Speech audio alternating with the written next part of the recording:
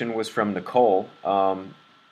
Do you keep Mhm. these clients longer term, or do you pass them off entirely to other freelancers and never hear from them again? So once you pass off the client and you're getting the commission, how often do you get those clients back, or would you do this with a client that you wanted to work with in the future again, or are you basically sort of waving goodbye as the ship sails off?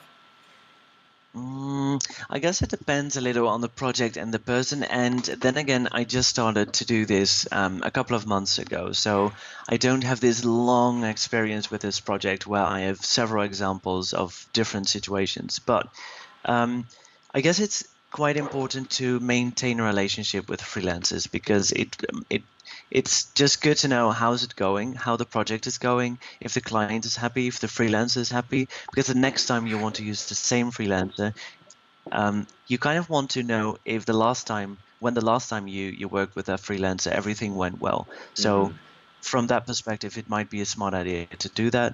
And I guess when you keep in touch with that freelancer, the chance that that freelancer is actually sending through his invoices to you is a lot higher, because if you just refer a project and the basic agreement is that for the first year, 10% of all the income from that client is for me. So if you just sort of lose the whole connection to that freelancer, and that freelancer after 6 months gets a new project from the same client, I guess he won't tell you about that. But if you're building that relationship and you keep in touch, Mm-hmm. then he would update you on that. So also commercially wise, it's better. And obviously for your network, it's way better to Mm-hmm. just keep in touch with the people in your network. So I would definitely recommend doing that.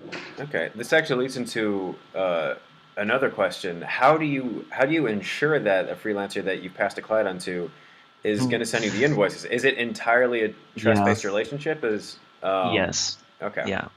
So I just go ahead. I don't have contracts. I don't have um very strict rules.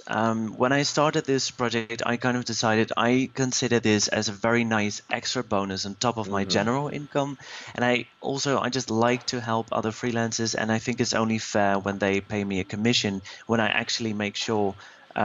When I do the whole preparation of getting to know the client, getting to know the project, getting to know the freelancer, connecting them together with a real nice introduction. Mm-hmm. But I don't want to be sending reminders for invoices or sending Of course. requests for updates, or I guess that that would sort of break the whole fun of this whole project. So I just trust the freelancers, and well, if I'm screwed, I'm screwed, and then in Mm-hmm. the end I'm not screwed because I have my general income, and I just like to work with people I trust, and if I can't trust them, Mm-hmm. yeah, Right. then it's just a goodbye, I guess. Do you think this could be done with a contract potentially? Because while obviously, Yeah, of course. no, I was just gonna say, like that, because in some cases, someone who, really needs that extra income and, they might not have time for the client, Yeah. they pass it off. For some people, it could be very important to have that extra, to have that legal assurance that they're actually going to be getting the invoice. hmm Yeah, yeah, of course you can work with a contract. I think if you really need the money yourself, and that will be the reason Mm. why you want to work with a contract, I guess then you would have taken on the project yourself instead of referring it to another one. Hmm. Um, However, you can also refer projects where you don't have the skills to work for that project. Because, for Hmm. example, you're a copywriter and someone asks you, do you know any good web designers? Exactly. Uh, yeah. So, yeah, then it might be a smart thing to work with a contract and just think about the most important arrangements, like making sure who is invoicing, um, and if the other one is invoicing, when to receive a copy, payment terms, for what period of time this agreement uh, um, accounts for, these kind of things. Right. And obviously, what contract is drawn up and how it needs to be signed is going to vary pretty widely depending on what country or region you're in. Um, Yeah, but it yeah, does seem like an important point to note that that is. that is an option. That is a possible Yeah, thing for a freelancer yeah, to set up. And once they know how to do it, then they know how to do it, and it's not going to be an arduous process to figure out every single time. yeah. Um, And I guess there's a middle way too. Like, I'm working on this still. I've used it once now, um, but it's not a contract, but it's more a document where I explain my expectations. So, mhm. in that document, actually, I elaborate on I don't want to work with contracts because I just trust you. But just to be clear, so we're on the same page, this is what I expect from you, and this is what you can expect from me.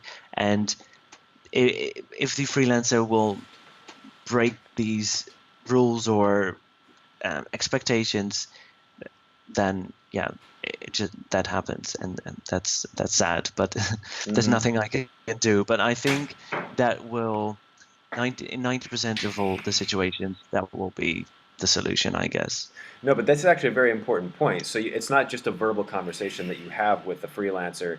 You have a written document that you send them just to so it's written down and both people can acknowledge that they've read and understood the same terms and conditions, and that way people are not Yeah, relying on just memory alone. That sounds like a very important part of this process to avoid yeah, misunderstandings. yeah. I think so too, because you always get discussions um, a lot easier when you're referring to just conversations. Like, no, you told me that. No, no, no, no, I Yeah. told you that. So when it's written, it's just clear for both parties. So Hmm. I would recommend this. I just used this once, and the freelancer was actually very enthusiastic about that. Yeah, Hmm. All right. That's a really good detail. So just to reiterate for listeners, make sure to write stuff down because otherwise there will be a no, you said, but I said kind of argument, and those are never pleasant.